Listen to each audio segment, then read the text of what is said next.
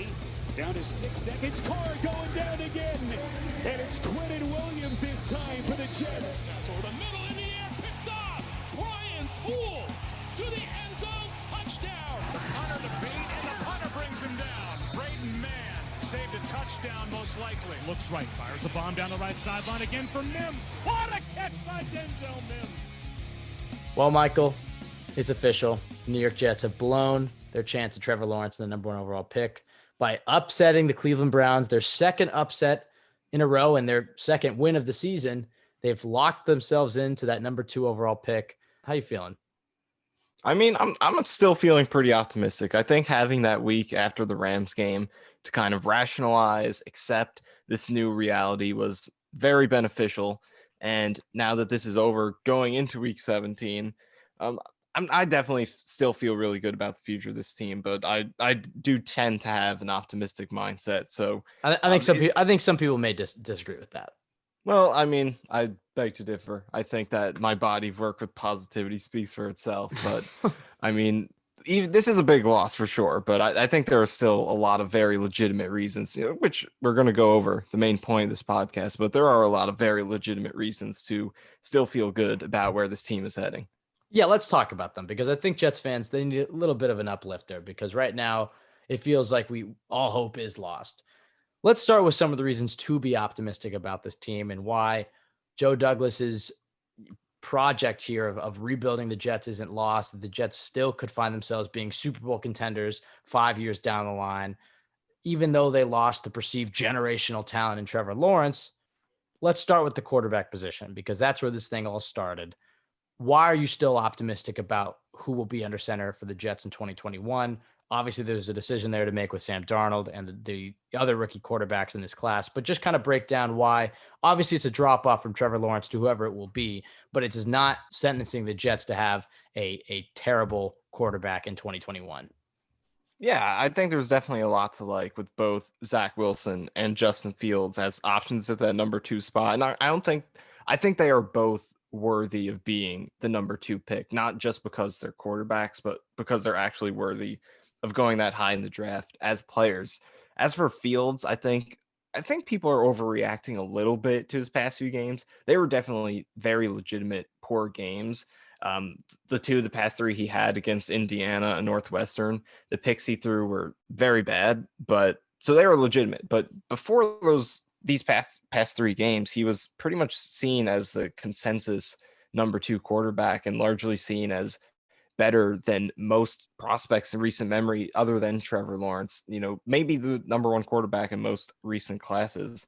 So there's a lot to like with him. Big question marks past few weeks, and he'll have a chance to reverse those in the playoff against Clemson. So it would be good to see that from a fan perspective, just to have another option. Could you imagine if Justin Fields wins that game? Yeah, it's going to be so crazy. We're not going to get it with the intrigue with the race still going on at that point, but it will be interesting that it's a huge chance for him to get back on track. But then with Zach Wilson, obviously a guy who has been a huge riser this season.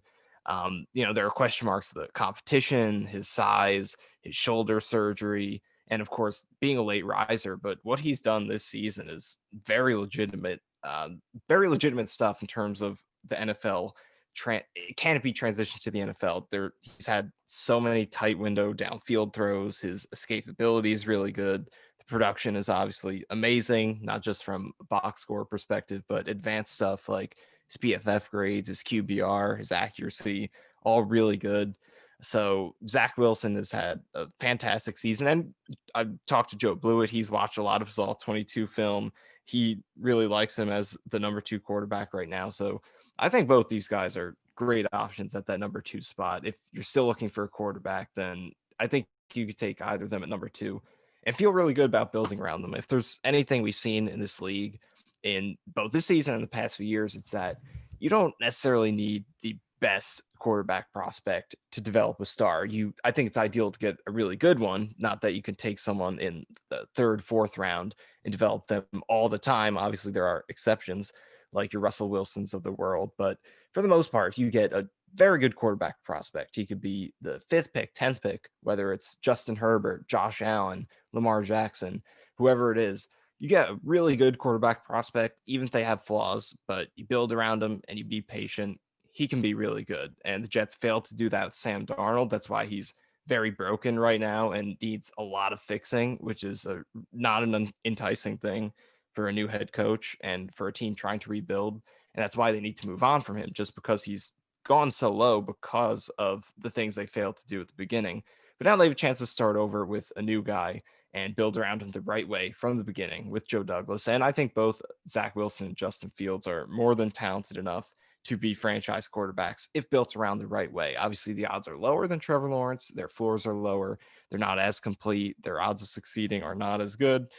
Those are facts, but they can still be very good. Their ceilings are very high, both of those guys. So I feel good about both of them. Specifically, Wilson right now is my guy, but I think Fields should definitely be given a chance. Well, let's see what he does against Clemson and see if he could take back that QB2 spot.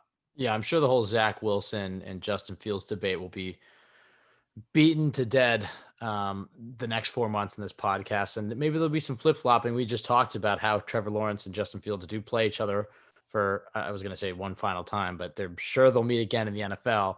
Those two have been competing against each other all the way since high school. They've been the two guys in the class. And a guy like Zach Wilson is just somebody who's come out of nowhere.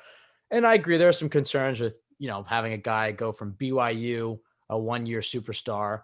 That might not necessarily be true, but certainly this past year has been far greater production-wise than anything else he had done at BYU, to then go into the Big Apple and having to be the quarterback of the New York Jets, especially having to follow somebody like Sam Darnold, who was hot shit, came from LA, was supposed to be the number one overall pick, and then the Jets completely broke him. Obviously different situations. And the biggest thing that you talked about right there, you talked about how you don't necessarily have to have the number one overall pick to get an elite quarterback prospect and then to develop him into an elite quarterback. And I think the biggest part of that, and we knew this when we were talking about Trevor Lawrence, but the biggest part of that is the coaching hire. And that trumps all of it. And I think that was part of the reason that we wanted Trevor so badly, is because we felt that they could get a better coaching candidate. But you look around, there's a lot of really good coaching candidates this cycle. You and I have talked about Arthur Smith since day one. Brian Dable from Buffalo is very popular. I think Robert Saleh from San Francisco, you look what he just did to Arizona's offense on Saturday. Wink Martindale, that's not even talking about Eric Bieniemy. There's a lot of really talented head coaching prospects that the Jets could hire, even if they don't have Trevor Lawrence. I think the Jets are still an intriguing spot for a future head coach. Michael, 1 week from now, Adam Gase will no longer be the head coach of the Jets. Who are some of the guys that you want us to see them interview? I think Arthur Smith, and keeping it, I guess, somewhat realistic, because we talked about last week, well, if they don't get Trevor, who are some of the guys that fall off their board? And I think for me, I said, well, obviously Bill Cowher. I don't even know if he was on the board to begin with. I think a guy like Brian Dable, I think he'll probably go to LA. I think that's the most attractive spot. I think Jacksonville's probably number 2, and I'd say the Jets are number 3. So our guy Arthur Smith, Michael, he's been pretty quiet the last few weeks. It seems like if he gets an interview and get in the room with Joe Douglas, they can talk about offensive line play. Is Arthur Smith realistic? Who are some of the guys that you want the Jets to interview next week when you talk about the most important part about this Jets rebuild, which is the head coaching position?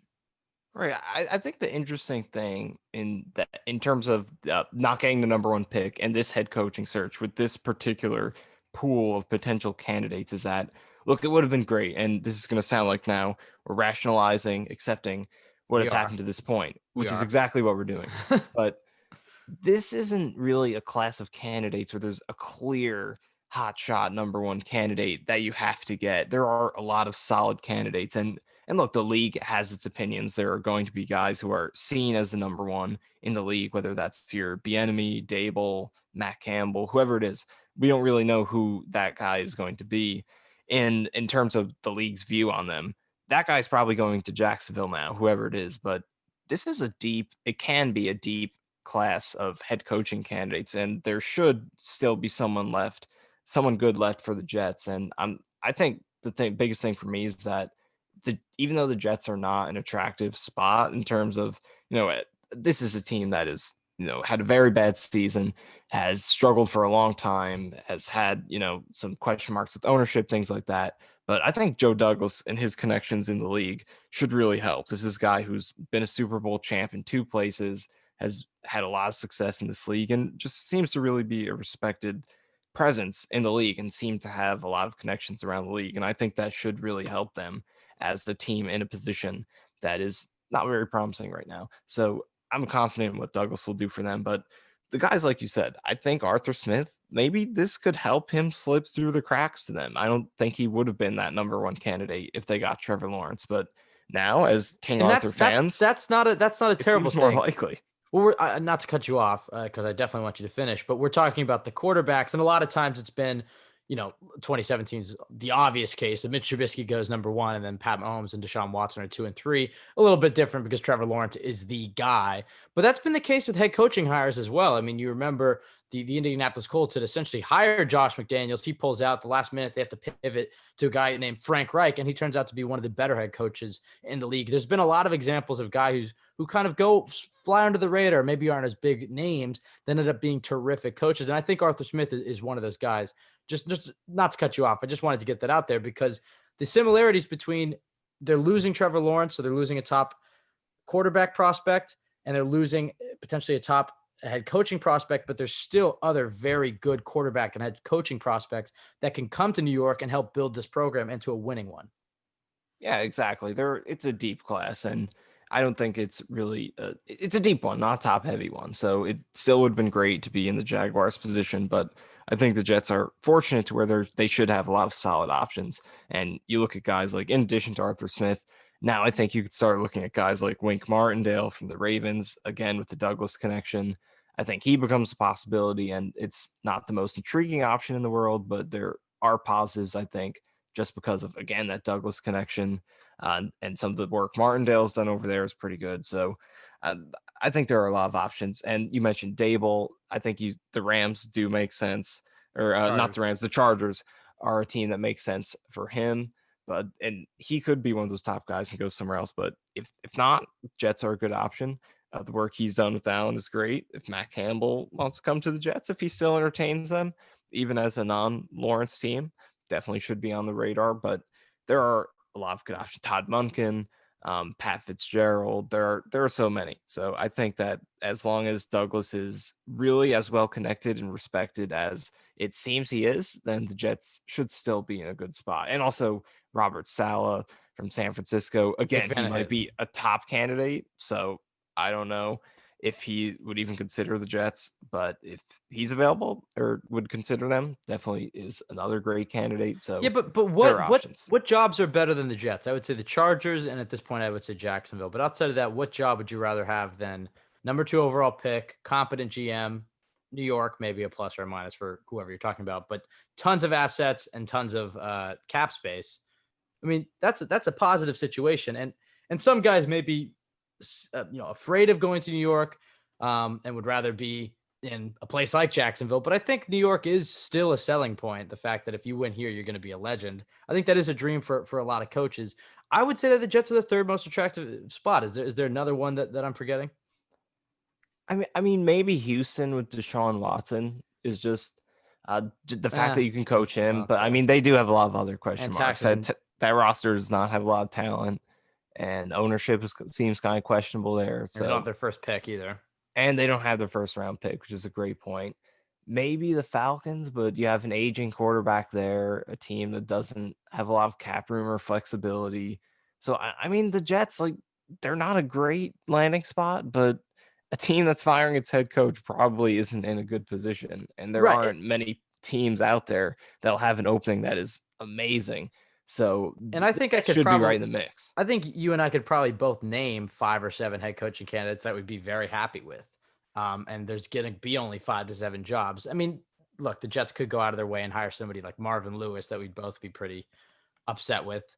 Adam Gase certainly came out of nowhere, but I trust the Johnsons to just give Joe Douglas control in this head coaching hire. This will make or break Joe Douglas as a GM. Maybe not completely, but he needs to get this hire right if he wants to build his vision as the best culture in all of sports. We've talked a little bit about the QB position. We've talked about the head coaching spot, but the biggest reason to be optimistic about this Jets future is Joe Douglas and what he has this offseason in free agent capital and assets in the NFL draft. Let's start with free agency. a lot of good free agents this year. A lot of free agents are going to hit the market this year that aren't currently free agents, just with the decreasing salary cap and the fact that the Jets are one of the few teams that are going to be able to spend. Um, where would you like to see Douglas to invest this offseason in free agency? And why is this another one of those things where, look, all hope is not lost. Look at what Joe Douglas has done last season, and look what he has in front of him this season, specifically in that cap space and in those draft assets.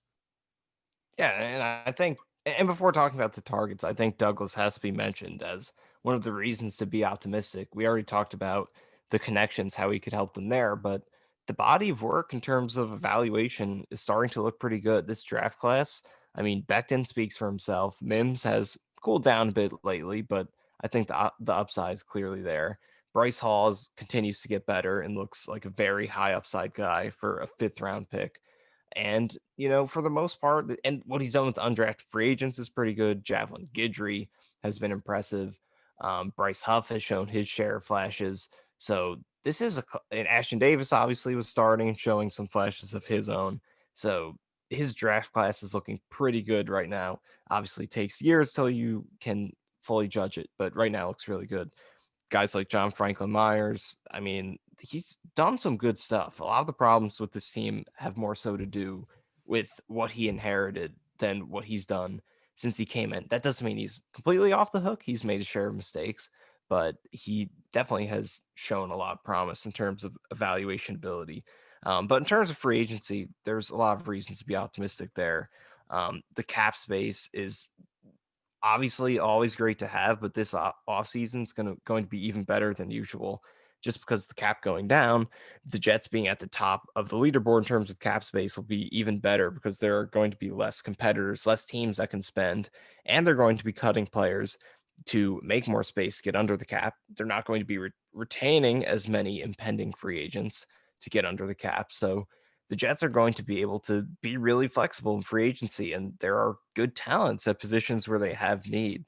You look at the edge rusher spot, there are so many good options there. Romeo Okwara, Carl Lawson, Kerry Hyder, if they're looking for a 4-3 defensive end, if they're looking for an outside linebacker, and Ngakwe, Judon, Bud Dupree, Shaq Barrett, if he does shake free, which I doubt, but if he does, the Jets should be all aboard on him. So there are a lot of good options there. You look at cornerback, very deep. You look at guard, you have Scherf from Washington, Joe Tooney from the Patriots.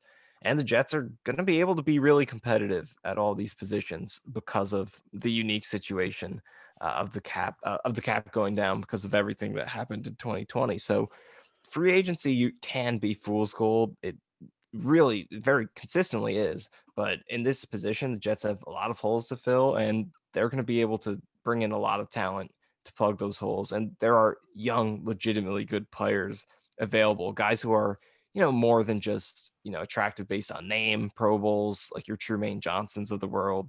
There are good, productive young players Right. available. So I think the Jets should benefit a lot on the free agent market. But what do you think in Well, terms of free agency, in terms of what do you think their top priority is going to be on the market? Because I keep thinking about that. What is the first priority going to be? Because Douglas doesn't seem like the big spending type. So where is he going to look first with so many big holes? Well, certainly, and you hit the nail on the head that the free agency can be fool's gold. And I think you're going to see a similar approach that Douglas had last year, but I do think he's going to be more aggressive because, any GM that is coming off of realistically, I guess he was very close to being an 0-16 season, but probably a 2-14 season. Would going to be aggressive. He's not going to sit back and wait. I would say edge rusher. I think there's quite a few edge rushers that you could sign, and I would draft one as well. But when you can add it to a defensive line that includes Quinnen Williams, Foley Fatukasi, and John Franklin Myers, and it's not just the optimistic Jets fan in me that says that's a good defensive line. Two of those three guys maybe might not be known by the NFL media, and a lot of times when that happens, maybe the fan base is overhyping them. But Foley Fatukasi and John Franklin Myers are legitimately good. They're having legitimately great seasons. Yeah. And It's not even hype. John Franklin Myers is pressure rate second best among interior D linemen behind Donald.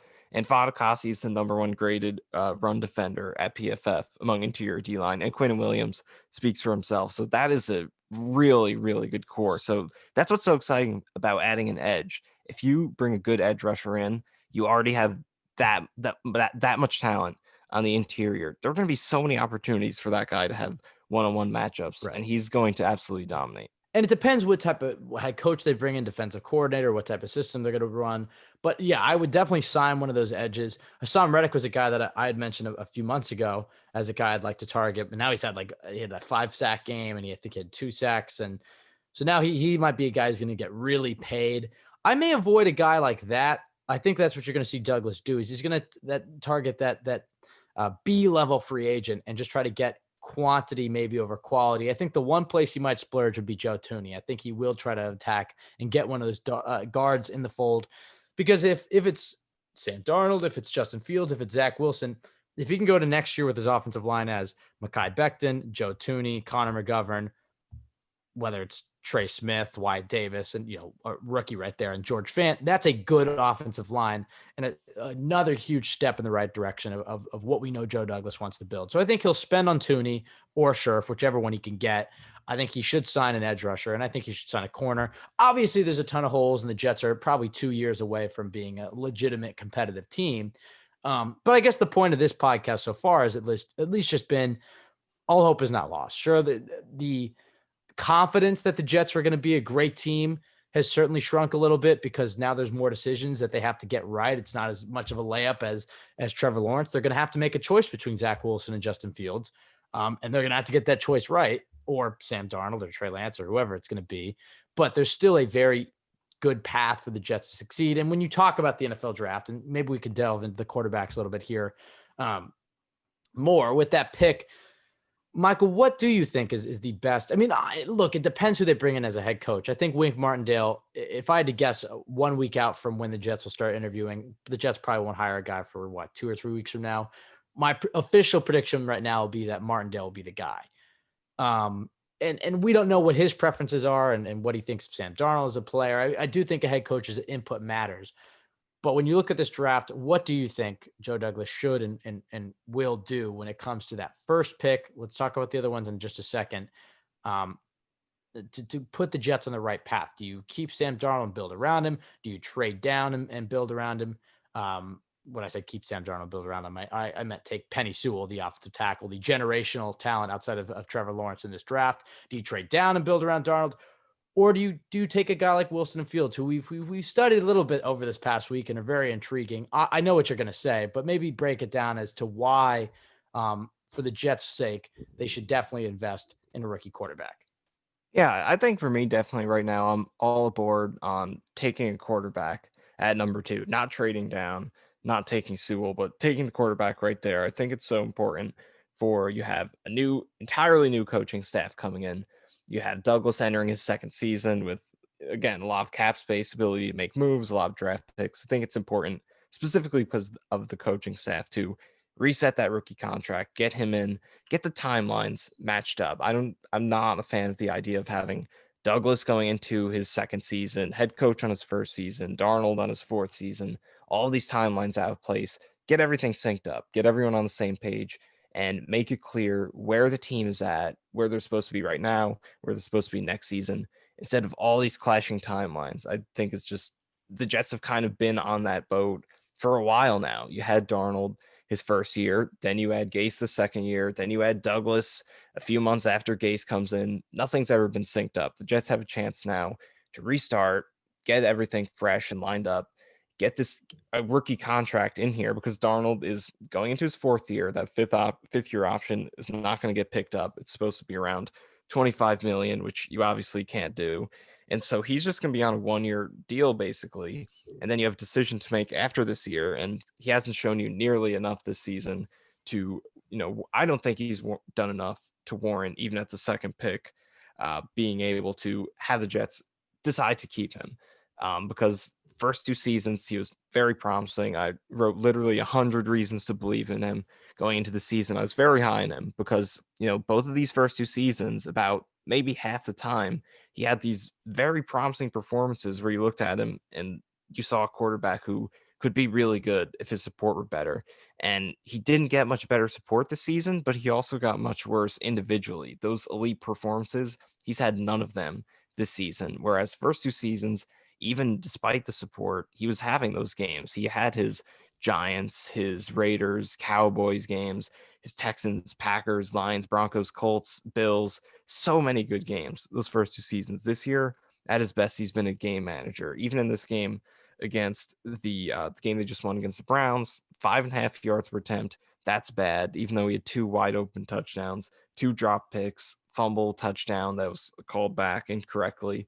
So at his best this season, he's been a game manager. He hasn't shown nearly as much talent as he did the first 2 seasons. Seems like the Jets really let him down and failed him. And at this point, he's just a broken quarterback who really needs a lot of time to be fixed. And I don't think that's as enticing as starting over with the guy who's 3 years younger, first year of his rookie contract instead of his fourth, and has a chance to be built from the ground up by this new coaching staff, and has this whole rookie contract ahead of him. So that's just how I see it. And both are a gamble. And what are you more confident in? Right. At this point, Sam Darnold reviving his career in year 4 after all the confidence issues that we've seen, the mechanical issues that we've seen, everything that you just mentioned. And I think that would be maybe the first quarterback in NFL history. We're talking a legitimately good fourth season to bounce back from the season that he's had. Yeah, and that's not even hypothetical. You look at his passer rating versus league average and the guys who have been similar over the first 3 seasons since 2000. The best, he's the 8th coming into this week. He had the 8th worst passer rating versus league average over the first 3 seasons. The only guys worse than him: John Skelton, Blaine Gabbert, Alex Smith, Jamarcus Russell, Geno Smith, Joey Harrington, and Brandon Whedon. That is not great company. And out of that whole entire group, the top 21 worst, Alex Smith is the only one who could be considered even remotely good. You have other names here like Bortles, Sanchez, Kyle Orton, David Carr, Chad Henne. There is not an example. Well, here's what it comes down to. I was rebounded from what Darnold has done. So, and I think I know what you're going to say, that you're just comparing the risk of Darnold versus number 2 pick, and whoever you're taking, it's not a guarantee at all. Both of these, whoever you take there, it could flame out just like Darnold did. But I think personally, it's a better bet, and not even considering the contract, that they're better bets than what Darnold has shown you to this point.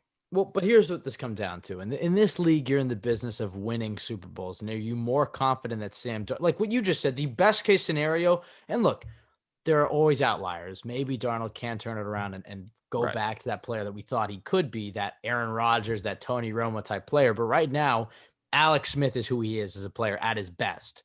Are you more confident that Sam Darnold can win a Super Bowl, or one of these rookies can win a Super Bowl? It's a gamble. Whether you're taking Zach Wilson, Justin Fields, Trey Lance, or you're rolling with Sam Darnold, it's a gamble. We don't know who it's going to be. But if you're going to take that gamble, play it smart. Go with the guy you can build around on a rookie contract, get a fresh start with a new head coach, and you're not going to have to fix. With Darnold, you have to fix him, and he's already a bad, arguably one of the worst NFL quarterbacks in NFL history. A guy like Justin Fields or Zach Wilson, they might come in their rookie season and be solid, and then you're worried about building him up. Darnold obviously was at that point during his first year and arguably his second year, but he's been broken, and you have to build him back up. Guys like Wilson and Fields, they haven't been broken yet, and I just don't think you can be sitting at the number 2 pick, pass on one of those 2 guys, and put yourself in that Tampa Bay situation with Jameis Winston, or that Chicago situation with Trubisky, where you're not good enough to be a Super Bowl contender, but you're not bad enough to get one of those top tier QBs. So I think the choice is pretty clear, and I think that's what Douglas is going to do, is take your young quarterback. Well, first of all, get the head coaching hire right. Decide which quarterback you like the most. Trade Darnold for some extra assets. Use the free agent, all the salary cap space that you have in free agents, to build up the core of this roster, the depth, some of the spots that they're weak at, and use the draft to build up that long-term future of this team, which they have a lot of picks this year. I certainly believe in Joe Douglas. Michael, what's your level of confidence, I guess on a scale of 1 to 10, that Joe Douglas will get this offseason right in your eyes?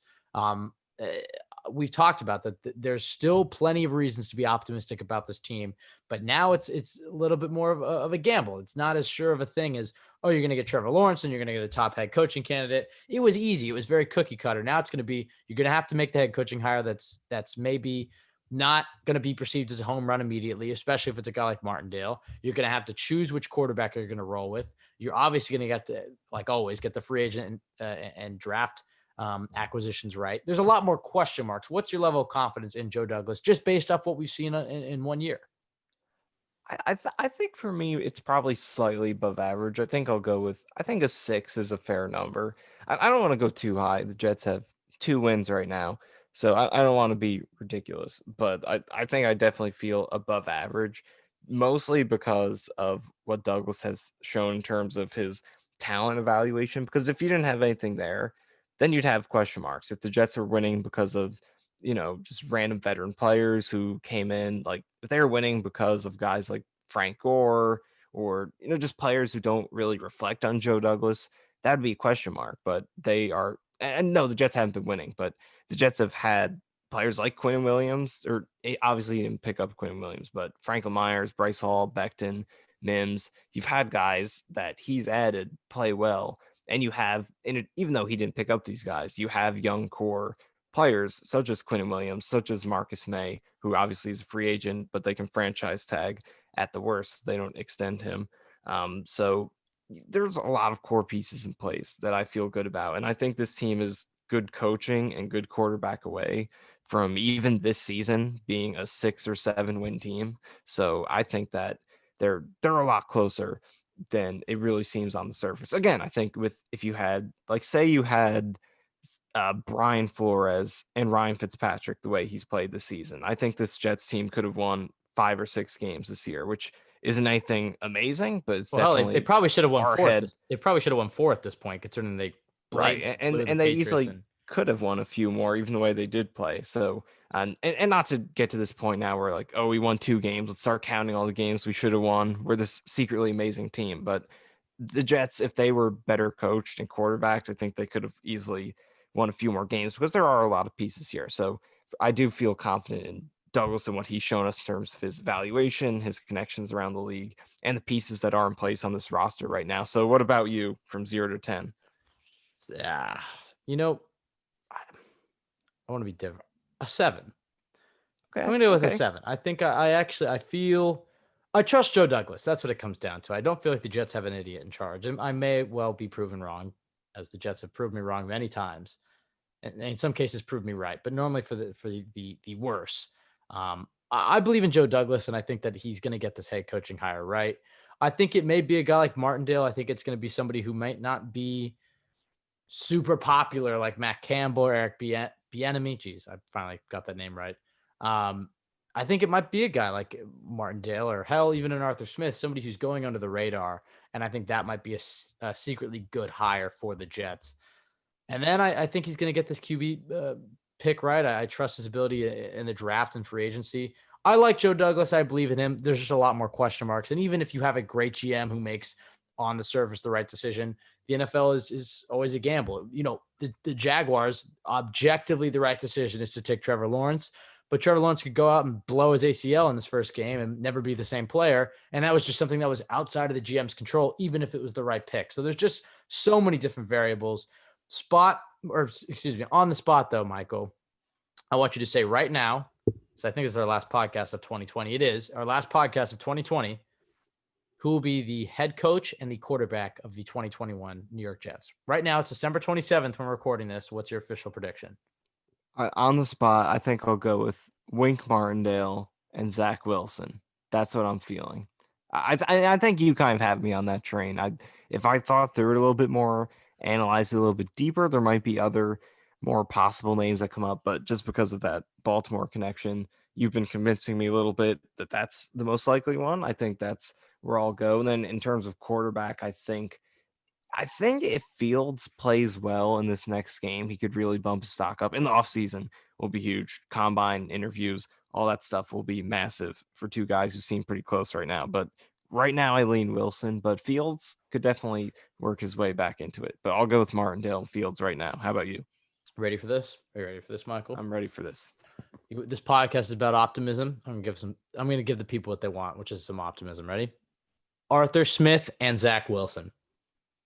There we go. I think Arthur Smith and Zach Wilson would be a match made in heaven. I did tweet in October that if the Jets lost out on Trevor Lawrence, that Greg Roman and Justin Fields is not a bad consolation prize. We've seen what Greg Roman's been able to do with mobile quarterbacks throughout his career.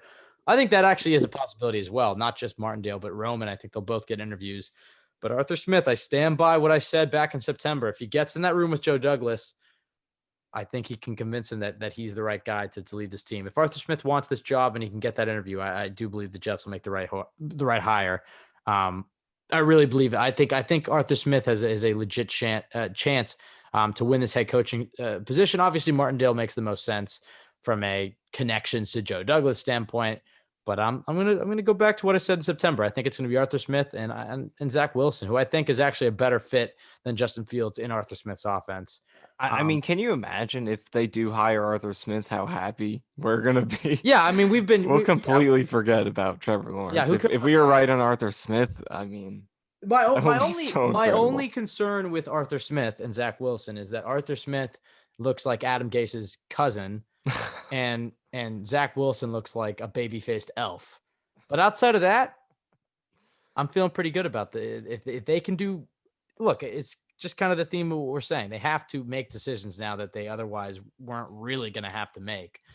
But I have a lot of faith in this. I would say a 7 out of 10, Michael, is how I'm feeling that Joe Douglas is going to get this right. Obviously, a lot to look forward to. The Jets somehow winning 2 games when it doesn't matter and making it a lot more complicated, but maybe in some ways a lot more interesting to see what Joe Douglas is going to do. His back is against the wall. He's going to have to map out the Jets' future and turn this team into a winner, which is what he set out to do when he first got here. Michael, any last topics you want to cover before we get out of here? Any last words of optimism you want to leave the people with after the Jets have broken our hearts one more time? Yeah, I definitely feel really good. And I think anyone listening should also feel good. There's really no reason to feel negative. If you choose to be a fan, that's what you do. You ride with the highs and the lows, but you always find a way to feel optimistic and a reason to get up each morning and feel good about your team. And that's what I do for the most part. So I look at the Dolphins, what they did last season, went into the year. Well, the Jets didn't come into this season looking like they were going to tank, but the Dolphins did, and they looked awful. And then they kind of turned it around, showed some promise in the latter half of the season, and then they made some free agent moves that worked out.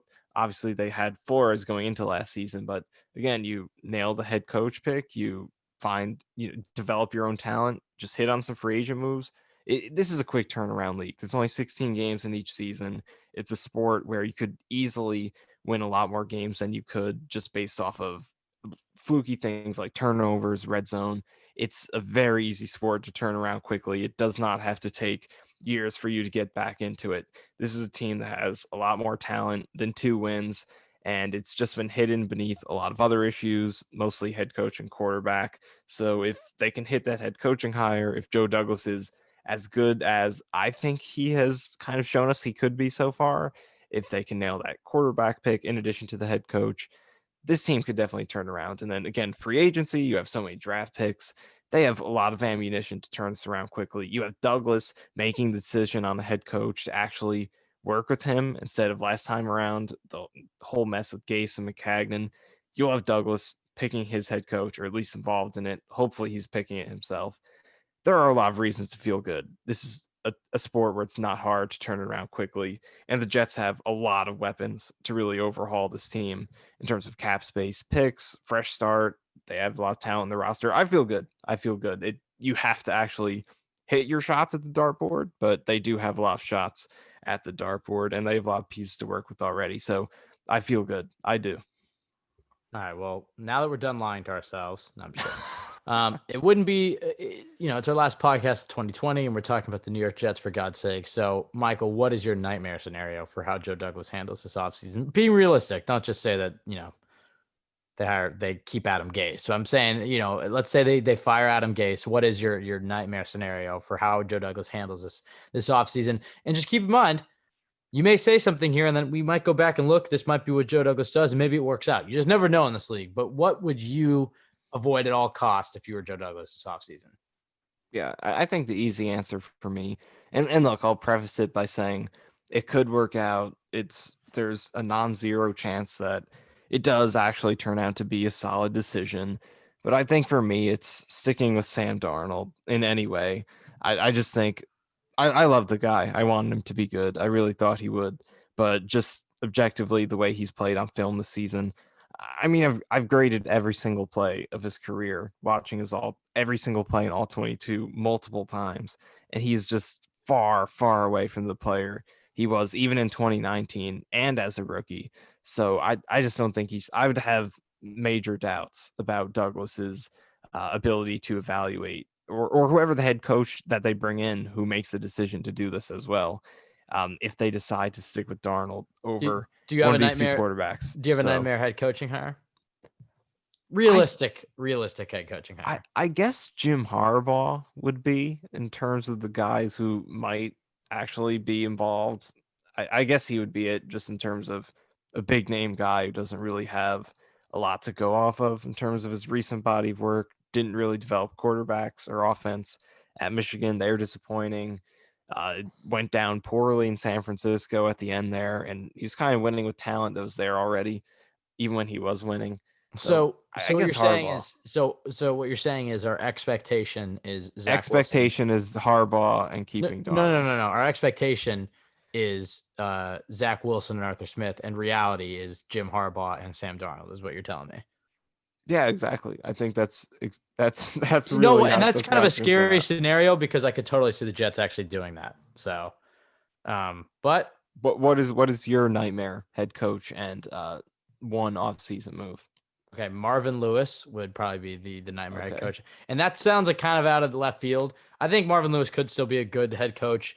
I think he's certainly better than maybe the way we perceive him. It's one of those things where they could hire him and he could end up being good, but I'm just not interested in hiring what is he, 60, 62?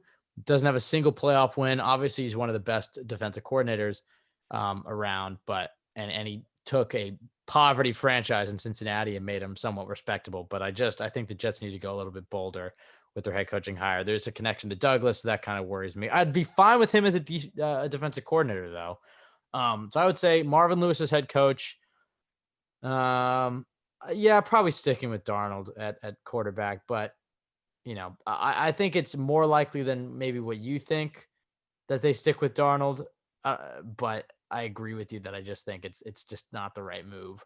But I'm not going ruling it out, but I mean, I guess I've just the biggest thing is it Douglas didn't draft him, and you'll have a new head coach who probably will be much more enthused by the idea of picking his own guy than fixing someone else's mess. Right. That's just how I see it. But I've completely pivoted in the last hour from Trevor Lawrence to Zach Wilson and Arthur Smith. If the Jets make those two things happen, I'll be quite happy.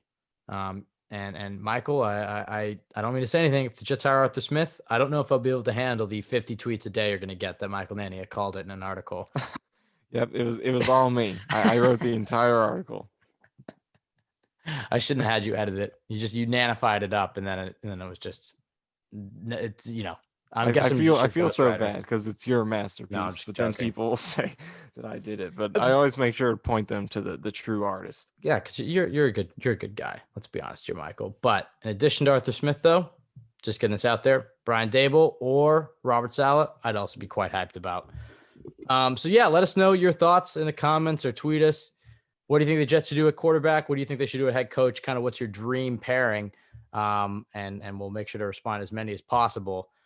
Exciting times for the Jets, even though it's somewhat disappointing. There's still a lot to change over the next 12 months, and I'm excited to see what Joe Douglas does because I do have a lot of faith in him. You can follow this podcast at CYJ Pod on Twitter. You can follow us at Ben W. Blessington and Michael_Nania. You can find this podcast wherever you listen to podcasts, iTunes, Spotify, Jets X Factor, which is the best place to go for Jets content if you're looking to see Zach Wilson versus Justin Fields broken down, if you're looking to see Michael Nania's reasons to be optimistic, if you're looking to see Joe Blewett's film breakdowns or Robbie Sabo's general geniusness, make sure you check out jetsxfactor.com. We're sponsored by Manscaped. Use the code COOLYOURJETS for 20% off and free shipping. Michael, any last words? The night is darkest just before the dawn, but I promise you, the dawn is coming. That was Harvey Dent, right? That was me. Well, I don't mean to say anything. Completely original. Didn't Harvey Dent get half his face blown off 10 minutes later? Yeah, we'll forget about that though. We don't need context. We don't need context. All right. Well, everybody, hopefully the Jets didn't ruin your Sunday or your life. Hopefully everybody had a good holiday. Let's hope 2021 is a hell of a lot better than 2020, not just for the Jets, but in real life as well. Zach Wilson, Arthur Smith. That's the hope. Pass the work quickly. See you next week. Down to 6 seconds. Carr going down again. And it's Quentin Williams this time for the Jets. Over the middle in the air, picked off. Brian Poole to the end zone, touchdown. The punter to beat, and the punter brings him down. Braden Mann saved a touchdown, most likely. Looks right, fires a bomb down the right sideline again for Mims. What a catch by Denzel Mims.